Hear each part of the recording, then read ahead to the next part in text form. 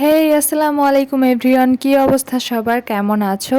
আজ থেকে ঠিক 2 দিন আগে তোমাদের সাথে একটা হেলদি জুসের রেসিপি শেয়ার করেছিলাম আর বলেছিলাম যে আমি একটা স্মুদি খাই, সেটার রেসিপি তোমাদের সাথে শেয়ার করব। তো সেটাই শেয়ার করার জন্য চলে এসেছি। তো এখানে আমি সব ইনগ্রেডিয়েন্টস নিয়ে নিয়েছি। এখানে আমি ভিজিয়ে রাখা ছোলা নিয়ে নিয়েছি, যেটা ছেলানো। এখানে তোমরা চাইলে খোসা সহটাও নিতে পারো, সেটা কিন্তু আরো বেশি উপকারী। আর এখানে আমি নিয়েছি চীনা বাদাম, এরপরে নিয়েছি কাজু বাদাম, কাঠবাদাম, তারপরে নিয়েছি কিশমিশ, এরপরে নিয়েছি একটা কলা। এখানে দুটো কলা দিলে ভালো হয়, তবে আমার কলার ফ্লেভারটা স্মুদিতে একদমই ভালো লাগে না, যার কারণে আমি একটা নিয়েছি।